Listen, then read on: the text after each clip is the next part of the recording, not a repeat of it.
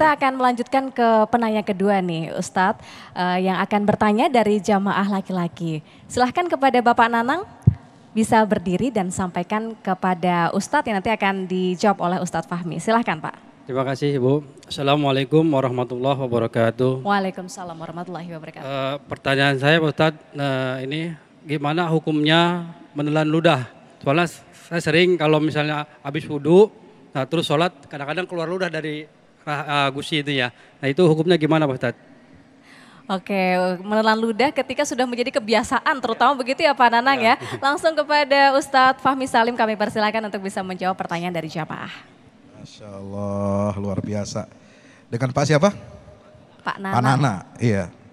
Terima kasih pertanyaannya. Ini sebenarnya pertanyaannya ringan tapi penting ya. Yang disebut dengan minum itu, yang membatalkan puasa itu adalah dia memasukkan sesuatu ke dalam perut ya, yang cairan itu tidak bisa dikunyah ya. Nah, kalau air ludah bagaimana hukumnya? Air ludah ini dia bukan cairan yang berasal dari luar tubuh manusia. Ya, beda. Ente masukin cendol, masukin teh manis. Nah, itu dari luar.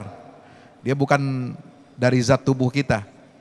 Dia sesuatu yang berasal dari zat tubuh kita, ya, melekat dalam tubuh kita. Setiap saat dia bisa keluar, ya.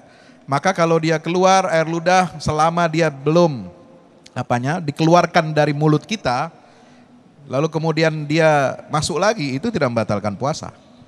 Ya.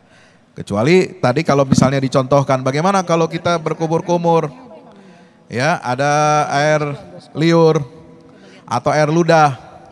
Ya, yang puasa kalau air kumurnya sama ludahnya ketelen. Itu namanya bukan nelan ludah, nelan air. Karena airnya dari luar. Ya. Tapi kalau kering asalnya tidak berkumur-kumur ya, kemudian keluar air ludahnya, kadang-kadang ada orang seperti ada yang mulutnya kering, ada yang memang selalu basah gitu ya. Nah itu karena zatnya cairan itu berasal dari tubuh sendiri, itu tidak disebut sebagai minum. Karena itu zat yang biasa keluar dari tubuh kita dan dia tidak keluar dari mulut kita. Nggak keluar sampai keluar dari mulut kita gitu ya. Jadi kalau itu ketelan itu biasa.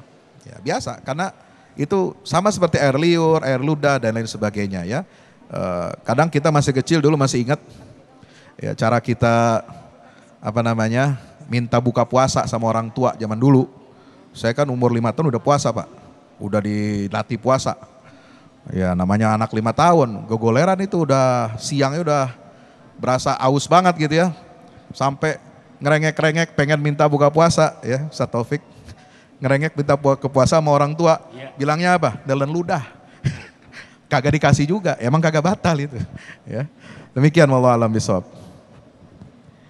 Masya Allah, terima kasih atas jawabannya Ustadz Fahmi Salim. Nah selain para jamaah yang hadir di Masjid Raya Al-Azom Tangerang Banten ini, kami juga memberikan kesempatan kepada seluruh pemirsa yang pada hari ini, sore hari ini menyimak Majelis Ilmu Dhamma Indonesiaku Spesial Ramadan untuk bisa bertanya kepada guru-guru kita. Pemirsa bisa menyampaikan pertanyaan pemirsa di laman Instagram Dhamma Indonesiaku, yakni di @dhammaindonesiaku_tv1. Di situ bisa tuliskan di kolom komentar apa yang ingin ditanyakan oleh pemirsa TV One dan akan dijawab oleh guru-guru kita pada segmen berikutnya. Sekali lagi di @dhammaindonesiaku_tv1. Baiklah, Dhamma Indonesiaku spesial Ramadan akan kembali usai yang satu ini.